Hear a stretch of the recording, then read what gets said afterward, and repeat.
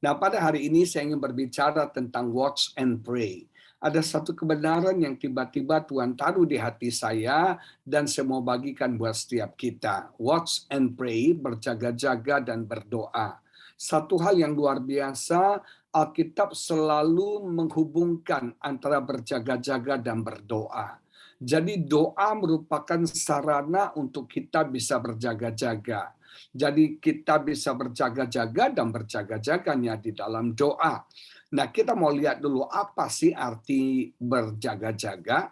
Dalam kamus arti kata berjaga-jaga yang pertama adalah giving careful attention so as to notice what is happening. Memberikan perhatian yang seksama, yang serius, yang sungguh-sungguh terhadap apa yang terjadi di sekitar kita. Saya merasa ditegur Tuhan hari-hari ini supaya kita sebagai orang percaya, kita nggak cuek, kita nggak masa bodoh dengan apa yang sedang terjadi di sekitar kita.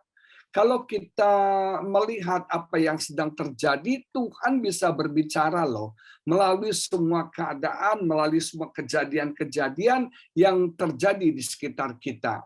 Saya pelajari semuanya dan ternyata itu merupakan penggenapan janji Tuhan, penggenapan firman Tuhan.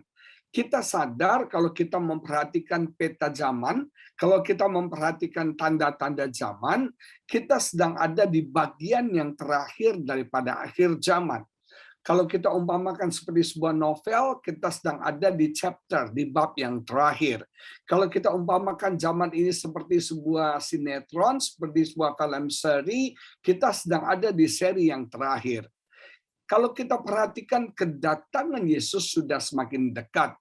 Firman Allah, janji Allah, nubuatan-nubuatan Alkitab satu demi satu sedang digenapi dan terjadi. Awal Januari 2020 sebelum pandemi masuk ke Indonesia dan ke seluruh dunia, saya memimpin satu rombongan perjalanan ke Holy Land. Kami nggak ke Mesir, kami cuma ke Israel. Dan tema kami pada waktu itu adalah prophetic journey. Kami ingin melihat bagaimana nubuatan-nubuatan Alkitab itu terjadi di tanah Israel. Dan puji Tuhan kami mendapat seorang tour guide yang ahli dalam bagian itu. Nah, dia menceritakan bagaimana penggenapan firman Tuhan, penggenapan nubuatan terjadi. Dan salah satu yang membuat saya kaget adalah ternyata Yehezkiel 47 yang sekian ribu tahun yang lalu sudah ditulis, itu sedang terjadi hari-hari ini. Kita baca. Yehezkiel pasal yang ke-47 ayat 8 dan 9 menulis demikian. Ia berkata kepadaku, sungai ini mengalir menuju wilayah timur dan menurun ke arah Yordan dan bermuara di Laut Asin. Laut Asin itu laut mati.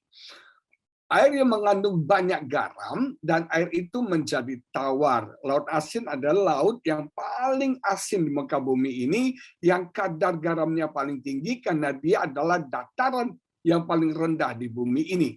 Sehingga kemana saja sungai itu mengalir, segala makhluk hidup yang berkeriapan di sana akan hidup. Ikan-ikan akan menjadi sangat banyak, sebab kemana saja air itu sampai, air laut di situ menjadi tawar, dan kemana sungai itu mengalir, semuanya di sana hidup. Waktu kita membaca Yehezkiel 47, kita berpikir mana mungkin.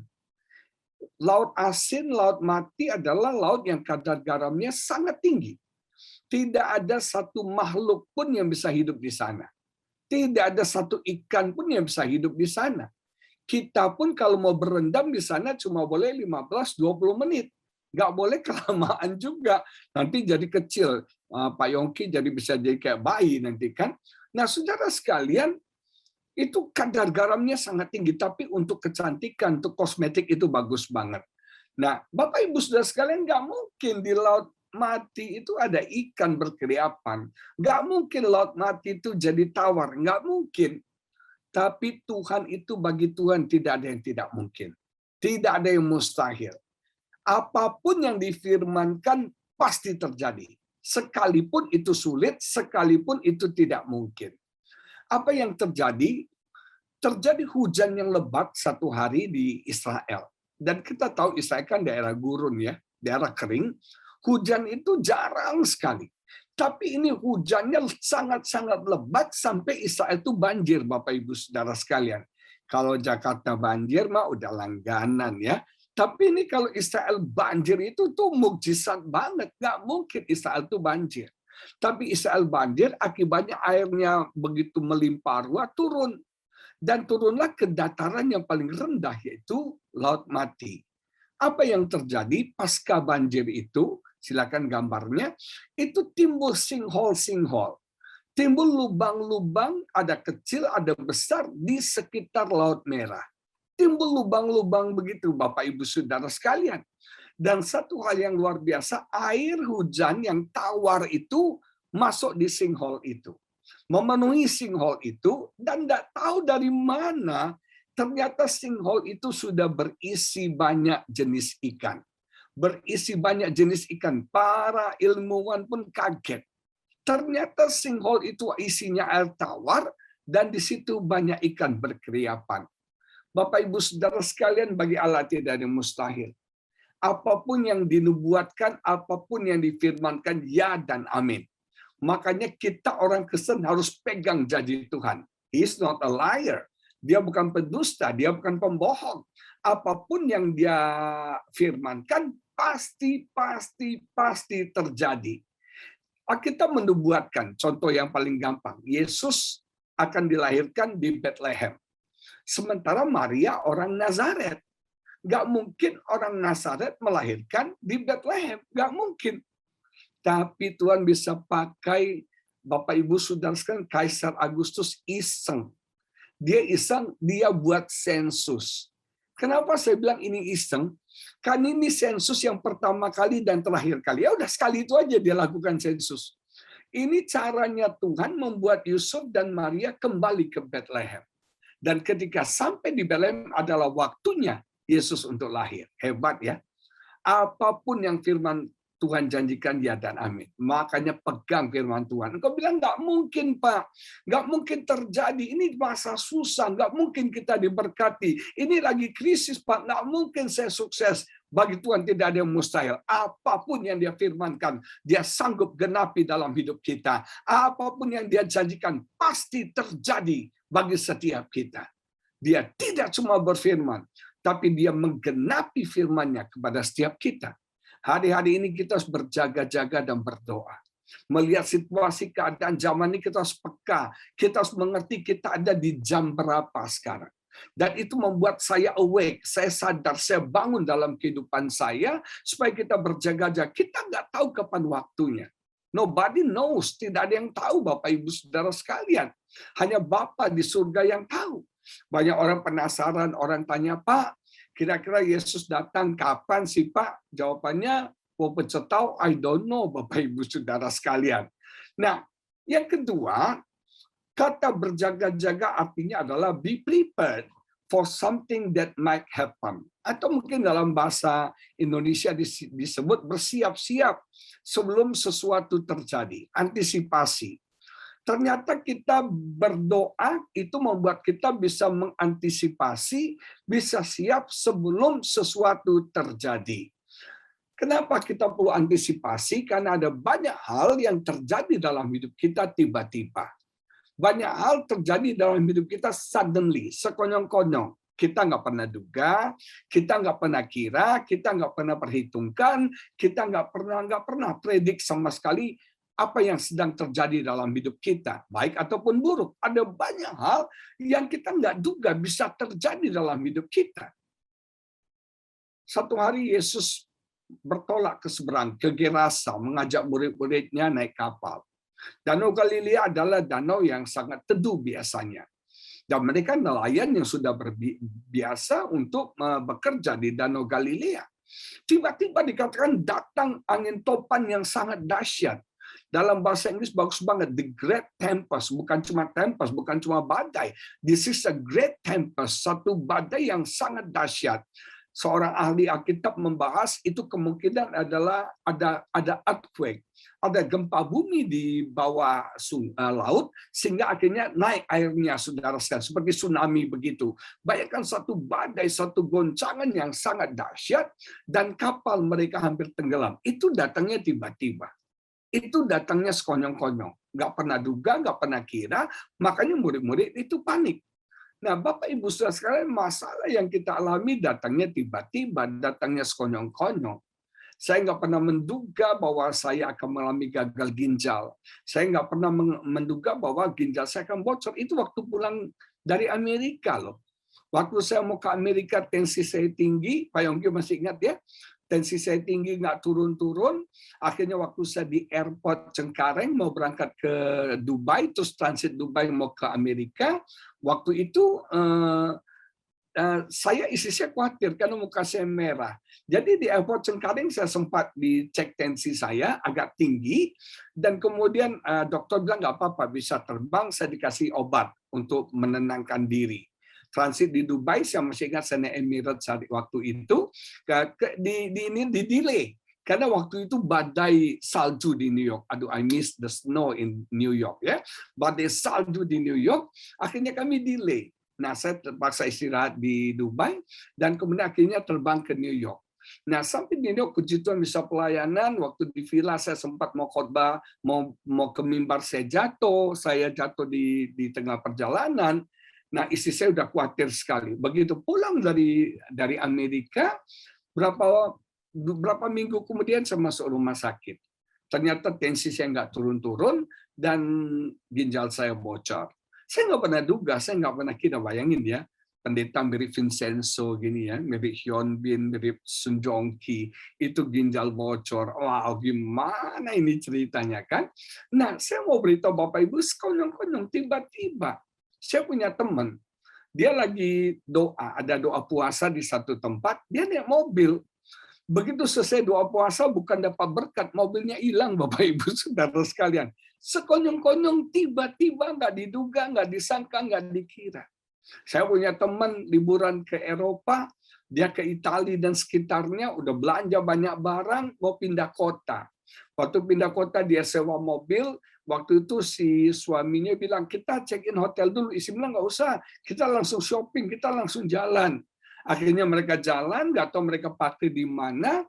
Begitu mereka masuk, mereka mau beli belanjaan, mereka mau buka bagasi mobilnya, ternyata semua barangnya sudah lenyap, ludes dicuri orang. Tiba-tiba, sekonyong-konyong.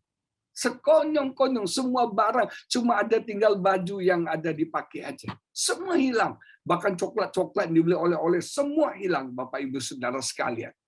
Banyak hal terjadi tiba-tiba, banyak hal terjadi sekonyong-konyong. COVID-19 ini, siapa yang pernah kira sih? Saya pikir tadinya Amerika negara adijaya ya, nggak akan terkena COVID ya, betul nggak? Ternyata kena COVID juga. Saya pikir Indonesia negara yang tropis, nggak mungkin ada COVID. Banyak teman-teman bilang gini di awal COVID itu, nggak mungkin COVID masuk Indonesia. Itu yang ngomong dokter loh. Karena COVID itu cocoknya di iklim dingin. Dia nggak cocok di iklim tropis seperti di Indonesia. Nggak bisa dia hidup, dia mati. Ternyata di iklim tropis dia merajalela sekarang kan. Bahkan teman saya bercanda, nggak mungkin COVID bisa masuk Indonesia. Karena virus di Indonesia itu jauh lebih ganas dari COVID-19. Ada DBD, malaria, tifus, betul nggak? Nah, Bapak Ibu, ternyata COVID masuk. Tadinya varian Alpha, sekarang varian Delta, nggak tahu varian apa lagi nih kan. Nah, mungkin Kappa yang the next-nya. Nah, kalau kita melihat keadaan ini suddenly, tiba-tiba, sekonyong-konyong, banyak orang nggak siap. Banyak orang bingung. Para dokter-dokter bingung. Di awal 2020, teman saya terpapar virus, dokter bilang, saya tidak tahu apa obatnya, saya nggak tahu apa terapinya, saya nggak tahu apa treatmentnya, kita coba aja. Kita coba aja, untung-untungan. Bayangin. Tiba-tiba, sekonyong-konyong, kita nggak pernah harapkan. Kalau soal DBD, Indonesia udah jago. Menyembuhkan demam berdarah, Indonesia udah jago. Amerika mungkin belum tentu ya. Kalau masalah apa yang masalah DBD, tifus, Indonesia itu jago. Bapak Ibu Saudara sekalian. Karena memang penyakit banyak orang ya. Amerika nggak ada kali ya. Nah, Bapak Ibu Saudara sekalian, kita sudah siap, tapi sesuatu yang baru, masalah, tantangan yang baru membuat kita kaget.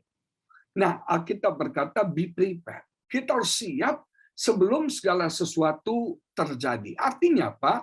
Berdoalah sebelum pencobaan datang. Berdoalah sebelum masalah datang. Berdoalah sebelum keadaan pencobaan, masalah, tantangan kita alami dalam hidup kita. Bukan sebaliknya. Maaf ya, kita orang Kristen nih sudah dihadang krisis dulu baru berdoa. Baru berpuasa, baru cari Pak Yongki, tolong doain Pak Yongki, ini gimana? Rumah tangga saya, Pak Yongki. Betul nggak? Kita tuh sudah krisis dulu, baru kita datang cari Tuhan. Mestinya kita doa dulu sebelum krisis datang. Bapak Ibu Saudara sekalian, Yesus berpuasa dulu loh 40 hari. Setelah berpuasa 40 hari baru pencobaan datang. Yesus menang, Anda enggak. Anda nggak puasa-puasa, nggak doa-doa, pencobaan datang, ya masalah kan? Betul nggak? Kita belajar dari Daniel. Daniel 6 ayat 11 menulis demikian. Daniel 6 ayat 11 dikatakan begini. Demi didengar Daniel bahwa surat perintah itu telah dibuat, pergilah ia ke rumahnya, dalam kamar atasnya ada tingkap-tingkap yang terbuka ke arah Yerusalem. Apa yang Daniel lakukan? 3 kali sehari. 3 kali sehari ia berlutut, berdoa, serta memuji Allahnya seperti yang biasa dilakukannya. Bayangkan 3 kali sehari dia disiplinkan dirinya. Seperti yang biasa dilakukannya. This is a good habit. Daniel mendisiplinkan, memelatih dirinya, membiasakan dirinya untuk berdoa, untuk berlutut, untuk memuji Allahnya. Ini devosinya kepada Tuhan. Dan dia biasakan, dia disiplinkan, dia latih dirinya. Bapak Ibu Saudara sekalian, Daniel ini pejabat tinggi pemerintahan pada waktu itu. Dia orang sibuk, tapi dia selalu meluangkan waktunya 3 kali sehari untuk berdoa. Saya belajar satu hal. Kita tidak akan pernah punya waktu untuk hal yang rohani kalau kita tidak pernah luangkan waktu kita. Sekali lagi, kita tidak pernah punya waktu untuk hal yang rohani kalau kita tidak pernah luangkan waktu kita. Kalau kita survei sekarang nih ya, Anda paling banyak menghabiskan waktu Anda buat apa?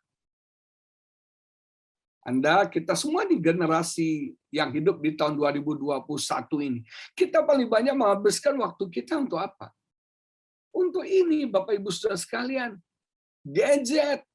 Kita nggak lepas dari gadget, dari media sosial, Facebook, YouTube, dari semuanya lah. WhatsApp, sibuk aja, balas WhatsApp, sibuk aja. Kita ini 24 jam. Selama pandemi ini, saya mau cerita jujur ya, selama pandemi ini kan saya kerjanya pakai ini beginian semua nih sekarang. Karena itu tanpa sadar jadi terikat loh. Sekarang ini jujur ya, kalau saya nggak pegang handphone ini, ada something missing in my heart. Ada sesuatu yang kosong di hati saya. Kayaknya kok nggak pegang ini, kayaknya ngapain loh ya? Kayaknya kok mesti ngapain nih kok? Kayaknya kalau nggak pegang handphone ini rasanya nggak nyaman. Benar. Tapi kemudian saya sadar ini nggak benar. Kalau saya nggak pegang handphone, saya nggak nyaman. Sementara saya nggak pegang istri saya santai-santai aja gitu ya. Ini kan yang nggak benar, ini salah ini. Nah, tanpa kita sadar, kita menghabiskan waktu kita untuk gadget. Atau mungkin ibu-ibu menghabiskan waktunya untuk Vincenzo dan kawan-kawannya. Betul nggak ya? Nonton drakor, drama Korea. Tapi kalau di New York sih sibuk semua kali ya. Ibu-ibu di Indonesia banyak kan yang nggak kerjaan hari-hari ini, work from home. Jadi sibuk aja drakor, Netflix itu ya. Sibuk aja nonton. Dan tahu nggak, di presentasi yang paling sedikit, kita memberikan waktu yang paling sedikit itu untuk berdoa. Ngeri ya. Pada doa itu yang paling penting, doa itu yang paling berkuasa, doa itu yang paling dahsyat, doa itu yang membuat kita bisa mengalami kesembuhan, mukjizat, apapun. Kita tahu doa itu powerful.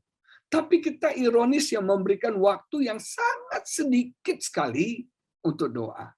Maka dari itu jemaat BMC New York dan semua saudara yang ada di Indonesia, ada di West Coast, yang ada di East Coast, ayo kita luangkan waktu kita untuk berdoa. Kita tingkatkan kehidupan doa kita, intensitas dan kualitas doa kita harus kita tingkatkan hari-hari. Kita berjaga-jaga dan kita berjaga-jaga di dalam doa. Makanya ketika masalah datang, Daniel kuat, Bapak Ibu. Kenapa? Dia sudah berdoa. Ketika dia dilemparkan ke gua singa, dia nggak takut, dia nggak gentar. Dia sudah berdoa dan dia melihat mukjizat Tuhan luar biasa. Singa-singa itu pada udah kenyang semua, betul nggak? Mereka lihat Daniel nggak lihat daging lagi, nggak tahu lihat apa. Bayangkan, luar biasa sekali. Daniel bisa kuat sampai akhirnya raja bertobat. Bapak Ibu, raja bilang, wah luar biasa sekali. Allah yang kau sembah, Allah yang luar biasa. Mari jemaat New York, hari-hari ini kita harus berjaga-jaga dan berdoa. Ada 3 hal yang saya mau sampaikan. Yang pertama kita baca Matius 26:41 menulis demikian. Matius 26:41 menulis begini. Berjaga-jagalah dan berdoalah. Ini perintah ya.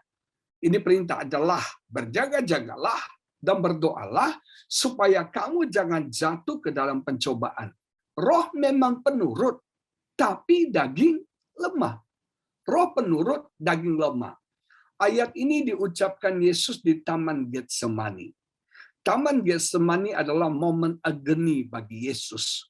Kalau kita pelajari kata agony itu bagi orang Amerika adalah intense konflik yang terjadi dalam batin. Waktu itu Yesus dalam pergumulan yang begitu berat sampai keringatnya menjadi seperti darah, satu pergumulan yang sangat berat sekali, ada agony, ada intense konflik dalam batin Yesus antara melakukan kehendak Bapa atau melakukan kehendaknya sendiri. Ada konflik yang terjadi mengikuti jalan Bapa, jalan Tuhan, atau mengikuti jalannya sendiri. God's way atau my way. Nah, saudara sekalian, dalam konflik itu Yesus berdoa. Yesus berdoa.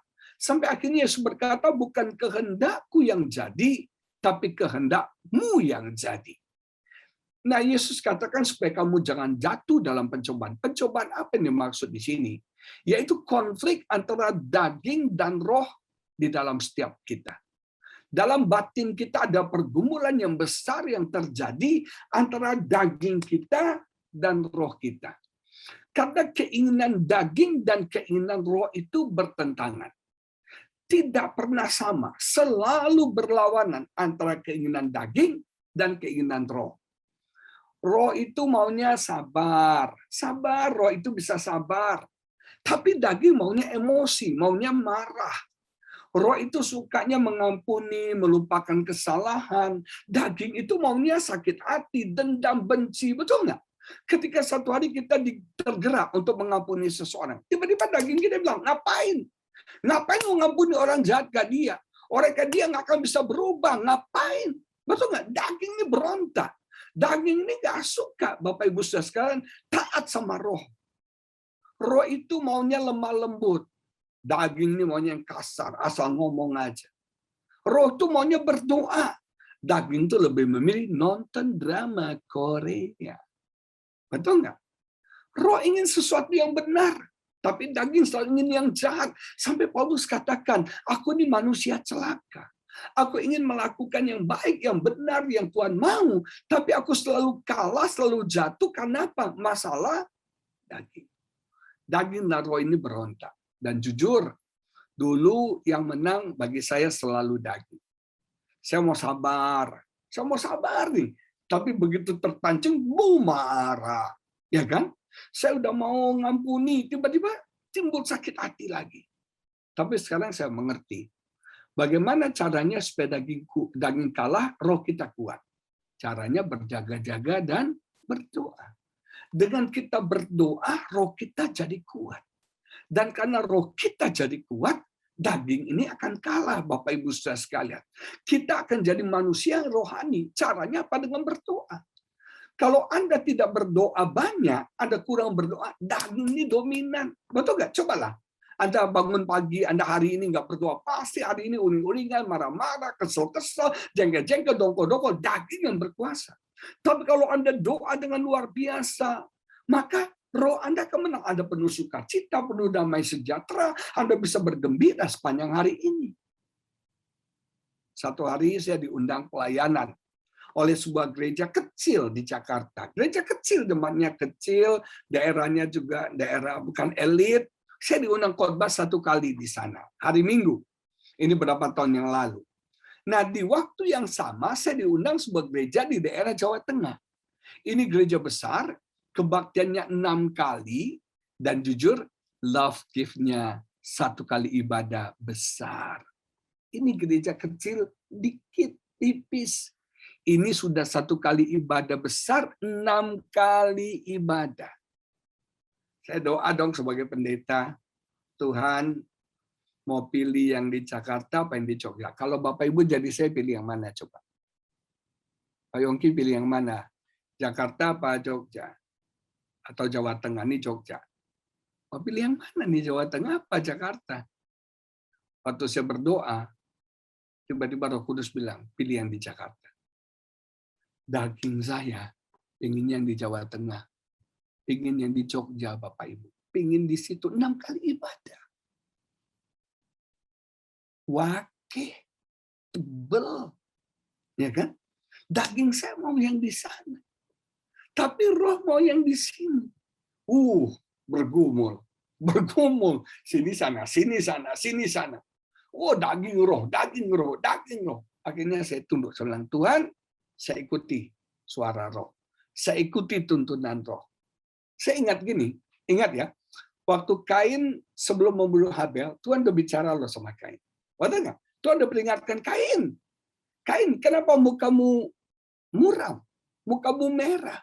Tensi lagi tinggi ya. Kenapa? Lupa minum amlodipin ya Pak Yongki ya.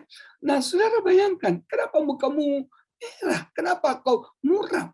Dosa sudah mengintip di depan pintu. Itu kata Tuhan. Tuhan sudah berbicara loh kepada Kain. Tapi Kain tidak mendengarkan suara roh. Dia lebih mengikuti emosi dagingnya. Dia akhirnya bunuh Habel, adiknya. Dan itu menyadarkan saya, iya Tuhan, saya mau ikuti roh. Saya nggak mau salah. Akhirnya saya batalkan yang di Jawa Tengah. Jujur ya, waktu yang Jawa Tengah saya batalkan, sakitnya. Sakitnya tuh di sini sakit, daging ini sakit. Makanya ketika kita mengikuti roh, daging ini sakit. Daging ini pedih sekali. Dan akhirnya saya pilih Jakarta. Tapi Tuhan tuh luar biasa. Tahu nggak Bapak Ibu?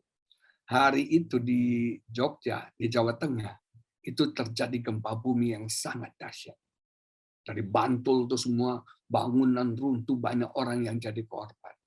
Dan di situ saya berkata, Tuhan luar biasa ya.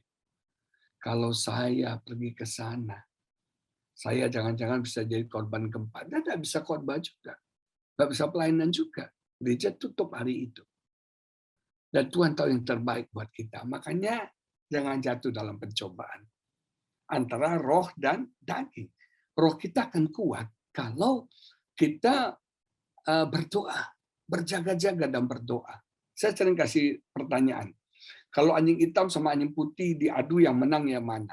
Selalu orang bilang anjing hitam, Pak. Karena kesannya hitamnya iblis gitu ya, jahat ya. Yang putih kelihatan suci kudus. Bukan. Anjing hitam sama anjing putih diadu, yang menang yang mana dikasih makan lebih banyak. Kalau yang hitam Anda kasih makan lebih banyak, dia kuat, yang putih akan kalah. Kalau yang putih Anda kasih makan lebih banyak, maka kuat, yang hitam akan kalah.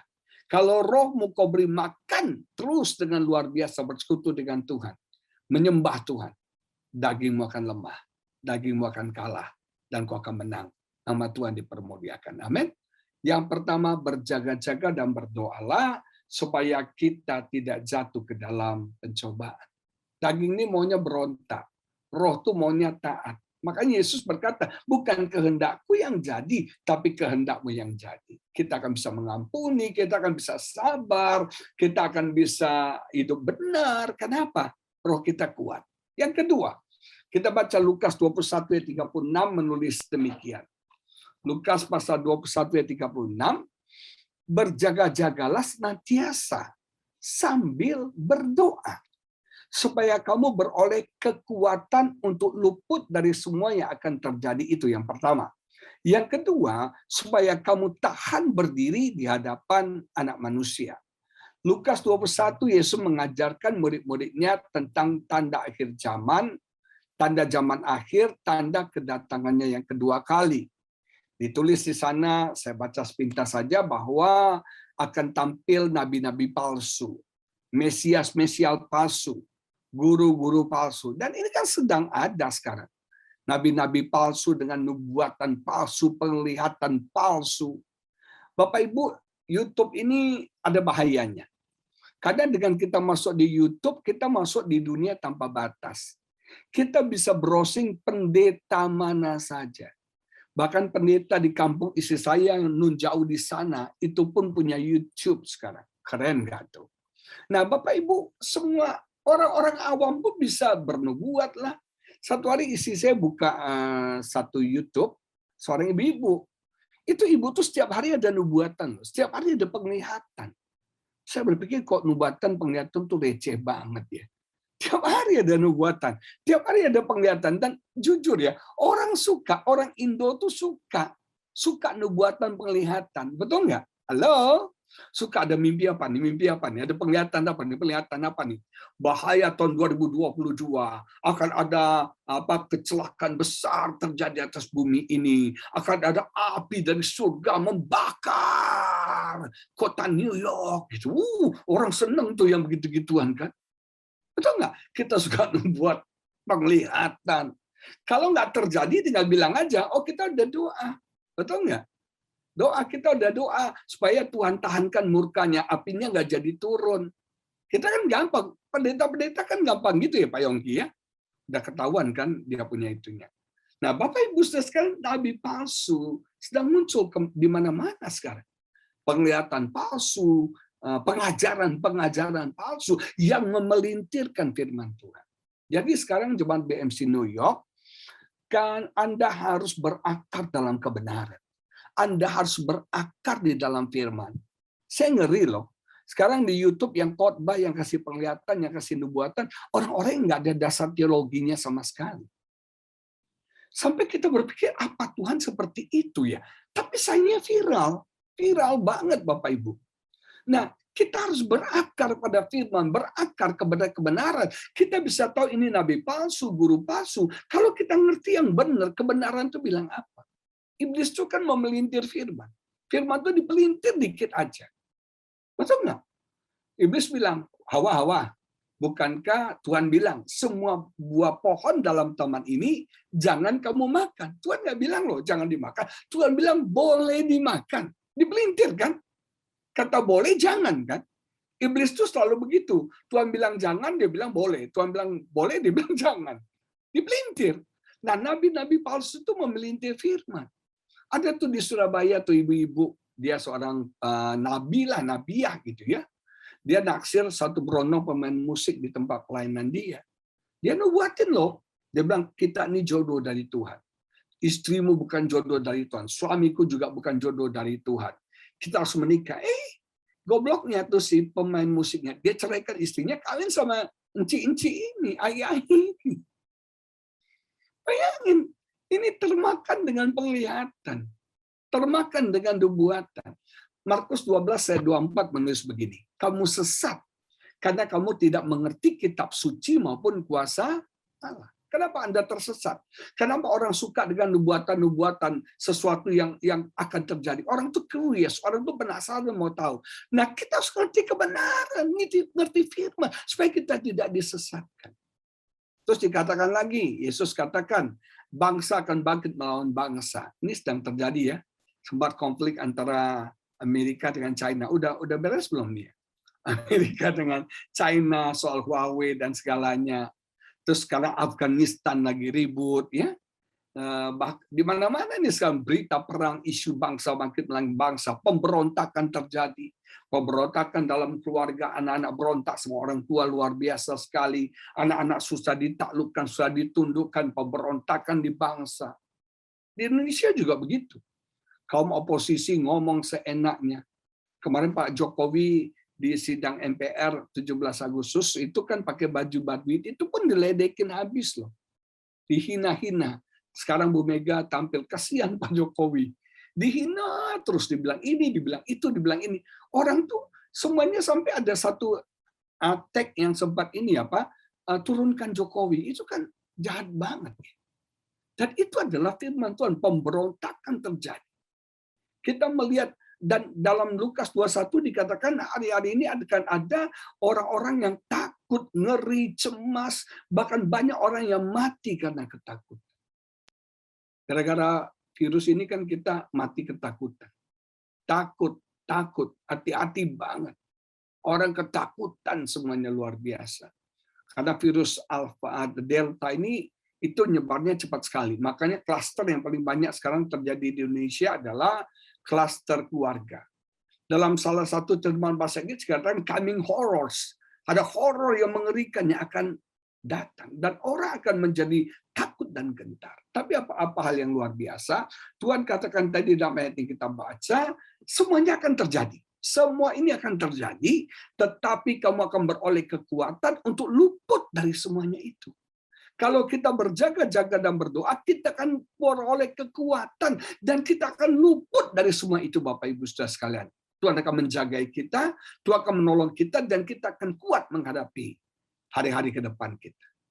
Kita sedang hidup dalam hari-hari yang semakin sulit, yang semakin sukar, yang semakin tidak mudah. Kita sedang hidup dalam hari-hari yang membingungkan. Tapi percayalah, Tuhan berikan kita kekuatan. Kita akan luput dari semua itu. Amin, Bapak Ibu Saudara sekalian. Dalam terjemahan bahasa Inggris bagus sekali. Dikatakan the strength and the wits. The strength itu kekuatan, wit itu kecerdasan.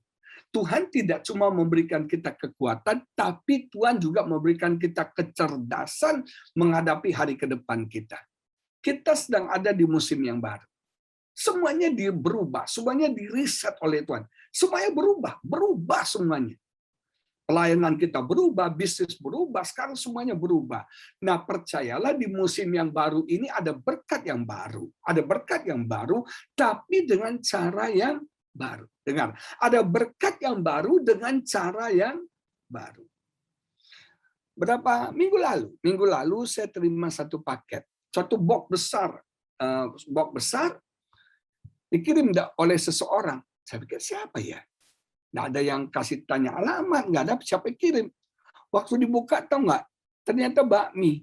Yang ngirim siapa? Sisi. Sisi ngirim bakmi buat kami. Itu bakmi Aon itu legend banget. Ya, bapaknya Sisi baru meninggal ya. Nah, dia kirim karena saya ulang tahun, dia kasih surprise kirim bakmi Aon dari Medan. Banyak banget tuh di satu box. Saya berpikir cerdik juga ya. Kalau dulu kan orang makan bakmi datang ke restorannya dia, dan restoran dia keren loh. Kalau nanti udah selesai pandemi ke Medan ya, restorannya keren, dibuatnya kayak di New York punya restoran bakmi loh, keren, ada kacanya, keren. Nah, biasanya orang kan datang ke restoran makan bakmi, ya kan? Ini sekarang nggak bisa, orang udah PPKM lah, lockdown lah, kadang tutup, kadang buka, itu terbatas. Sekarang Sisi buat frozen, di frozen sama Eric atau gimana, sehingga bisa dikirim kemana-mana. Bisa dikirim ke Indonesia atau ke Amerika, bisa nggak ya? Nah, bisa dikirim di frozen, luar biasa. Jadi kita harus cerdas. Menghadapi situasi ke depannya harus cerdas. Cara pelayanan kita juga harus cerdas. Makanya bagus banget Zoom ini Pak Pastor Yongki ya. Tolong disebarkan lagi, lebih viral lagi, supaya ada banyak orang ikut Zoom, bisa 1000-an orang. Amin. Amin. Orang butuh firman hari-hari ini. Orang butuh kebenaran hari-hari ini. Nah, kita butuh strength and wits Tuhan berikan kepada kita. Dan yang kedua dikatakan supaya kamu bisa bertahan, dikatakan kamu bisa tahan berdiri di hadapan anak manusia. Yesus akan datang segera. Ketika kita berjaga-jaga dan berdoa, kita akan tahan. Kita akan siap berdiri di hadapan Yesus. Amin. Kita udah ready. Ketika Yesus datang, kita siap. Yang ketiga, yang terakhir. Efesus 6:18 menulis demikian. Efesus pasal 6:18 dikatakan begini. Dalam segala doa dan permohonan, berdoalah setiap waktu di dalam roh dan berjaga-jagalah di dalam doamu itu dengan permohonan yang tak putus-putusnya untuk segala orang kudus. Satu hal yang menarik Bapak Ibu kalau kita pelajari kitab Efesus, dalam kitab Efesus Paulus mengajarkan 5 hal yang penting diketahui oleh orang percaya, yang penting dipelajari oleh orang percaya. Yang pertama, Paulus membahas tentang the wealth of the believers. kekayaan kita, betapa kayanya kita di dalam Kristus. Sebagai orang percaya, kita orang yang kaya secara rohani, kaya secara jasmani, kaya secara mental. Kita orang yang kaya. Kaya itu bukan berarti uang ya. Yang kedua, the walk of the believer. Bagaimana sih orang benar itu harus hidup? Bagaimana orang Kristen, orang percaya itu harus berjalan hidupnya? Bagaimana cara hidupnya? Yang ketiga, diajar oleh Paulus tentang the worship of the believers. Bagaimana sih orang percaya, orang benar itu menyembah Tuhan yang benar itu gimana? Terus diatur juga the wedding of the believers, rumah tangga, pernikahan daripada orang percaya. Dan yang kelima, the warfare of the believers, peperangan rohani yang dialami oleh orang percaya. Nah, Bapak Ibu Saudara sekalian, kita sedang ada dalam pertempuran rohani. Kita sedang ada dalam peperangan rohani. Saya merasa seluruh dunia hari-hari ini sedang ada dalam peperangan secara rohani. Kita punya musuh iblis yang sedang menekan kita, yang sedang mengintimidasi kita, yang sedang melumpuhkan kita, yang sedang menghancurkan hidup setiap kita.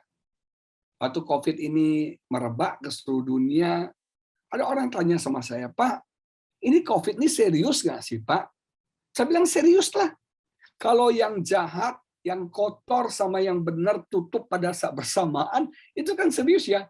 Bar, nightclub, karaoke, panti pijat tutup. Gereja juga tutup, Bapak Ibu Saudara sekalian. Betul nggak? Ini kan serius, nggak pernah dalam sejarah yang kotor ini tutup tuh nggak pernah. Jarang lah kecuali digerebek gitu kan. Nah, saudara sekalian, kita sedang ada dalam peperangan secara rohani. Kita sedang ada. Kita jangan tertipu oleh strategi, tipu muslihat, oleh trik-trik daripada si iblis. Dan kita harus berjaga-jaga dan berdoa. Saya masuk lebih dalam sedikit aja. Paulus menggambarkan kepada kita, musuh kita tuh bukan person iblis loh. Dengar ya, musuh kita bukan personnya iblis. Sorry ya, kalau person itu kan satu orang. No, musuh kita tuh the kingdom of the devil, the kingdom of the darkness. Iblis itu punya kerajaan, punya sistem, punya aturan, punya struktur. Makanya kalau kita gereja pelayanan nggak punya struktur, ngeri sekali ya belajar itu. Iblis tuh punya hierarki, punya struktur yang rapi, yang proseduralnya jelas. Bisa ditampilkan mungkin yang selanjutnya. Di atas setan, kepalanya. Setan punya pemerintah-pemerintah. Pemerintah ini mungkin menguasai satu negara atau satu benua mungkin. Kemudian pemerintah punya anak buah lagi yang namanya penguasa. Penguasa itu mungkin menguasai satu kota. Kemudian penguasa punya anak buah lagi yang namanya penghulu. Penghulu itu yang menguasai satu suburb, satu daerah, satu wilayah, satu komunitas, dan satu dinasti keluarga. Dan baru roh-roh jahat. Roh zina, roh iri, roh benci, roh kepahitan, itu baru roh jahat. Tapi roh jahat ini dikoordinir oleh penghulu. Masih ingat ketika Yesus ke Gerasa ketemu orang yang kerasukan. Nama rohnya apa? Legion. Legion itu adalah Kopassusnya iblis. Satu pasukan khusus elitnya iblis itu Kopassus dan jumlahnya banyak. Makanya ribuan babi mati kan. Jumlahnya banyak. Nah, ini yang namanya territorial spirit. Roh yang menguasai satu teritorial. Kalau maaf di Amerika kita sebut satu daerah misalnya Bronx. Kalau bicara Bronx Anda langsung oh ini Pak. Berarti penghulu daerah Bronx itu adalah ini. Kalau Anda bicara misalnya Las Vegas, Anda ingat, oh judi itu Pak, judi. Berarti penghulu atas Las Vegas adalah judi. Nah, saudara sekalian, dalam peperangan ini musuh kita bukan cuma roh jahat, musuh kita the kingdom of devil, the kingdom of darkness. Tapi nggak usah takut. Salah satu yang harus kita kalahkan territorial spirit dalam dinasti keluarga kita. Abraham berbohong tentang Sarah istrinya. Ishak juga melakukan hal yang sama. Ini namanya territorial spirit. Sesuatu dosa, satu kebiasaan yang buruk yang menurun. Tapi nggak usah takut. Tuhan memperlengkapi kita dengan senjata Allah. Gambar berikutnya silakan. Nah, ada dua senjata. Yang pertama senjata untuk bertahan. Yang kedua, senjata untuk menyerang. Baju sirah, ketopong, ikat pinggang, perisai, kasut, itu kan untuk bertahan. Tapi Tuhan memberikan kita senjata untuk menyerang. Dan yang untuk menyerang itu dua. Yang pertama firman, pedang roh. Pedang roh itu firman. Lawan iblis pakai firman Tuhan. Masih ingat ketika Yesus dicoba iblis, dia berkata, dia berfirman. Iblis dikalahkan dengan firman. Makanya kita harus menguasai firman. Medan pertempurannya dalam pikiran. Dan senjata kita adalah firman Tuhan. Ketika kekhawatiran datang, katakan, aku tidak mau khawatir.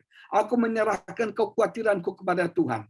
Aku percaya Bapa pelihara hidupku. Burung di udara dipelihara, semua dipelihara. Nah, kita lawan iblis dalam pikiran kita dengan firman Tuhan. Pakai firman. Pakai firman. Ketika mungkin ketakutan datang, aku tidak takut. Tuhan sudah menyelamatkan aku. Kadang-kadang saya takut virus ini. Saya tidak akan tertular. Saya tidak akan terdampak dari virus COVID-19 ini. Awal-awal saya khawatir Bapak Ibu, nggak ada pelayanan. Ini income-nya, berkatnya gimana hidupnya. Saya katakan, saya nggak mau khawatir. Bapak pelihara hidup saya. Dan luar biasa. Selama setahun lebih, Bapak buktikan Bapak pelihara hidup saya. Saya diberkati di tengah-tengah COVID ini. Yang kedua, senjata menyerang adalah doa. Ketika kita berdoa, kita lagi ngebom kubunya iblis. Doa. Doa. Dalam peperangan ini kita perlu banyak doa. Doa yang menjadi senjata kita untuk menyerang.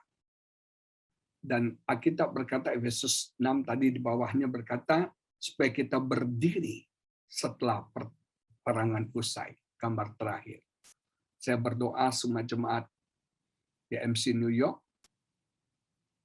Perang udah selesai. Tapi si pasukan ini tetap berdiri. Tantangan, persoalan boleh datang bertubi-tubi. Tapi kita akan tetap kuat berdiri. Kita akan tetap teguh. Apa yang buat kita teguh? Apa yang buat kita menang? Karena kita berjaga-jaga dan kita berdoa. Haleluya. Watch and pray. Berjaga-jaga dan berdoa. Jangan lengah. Jangan cuek. Jangan masa bodoh. Ini waktunya kehidupan doa kita ditingkatkan. Kehidupan doa kita, kualitas, kuantitas doa kita tingkatkan. This is serious. Kita sedang ada dalam zaman yang urgent, yang critical. Sebentar lagi Yesus akan datang. Berjaga-jaga dan berdoalah. Mari kita berdoa. Bapa di surga, terima kasih untuk kebenaran hari ini yang Tuhan taruh di hati hamba. Dan hamba sudah bagikan bagi jemaat Tuhan yang mengikuti Zoom BMC New York ini, baik ada di East Coast, di West Coast, yang ada di Indonesia, yang ada dimanapun juga. Bila Roh Kudus menyadarkan kami, Roh Kudus menegur kami, ada conviction di hati kami, untuk kami sepakat untuk berjaga-jaga dan berdoa.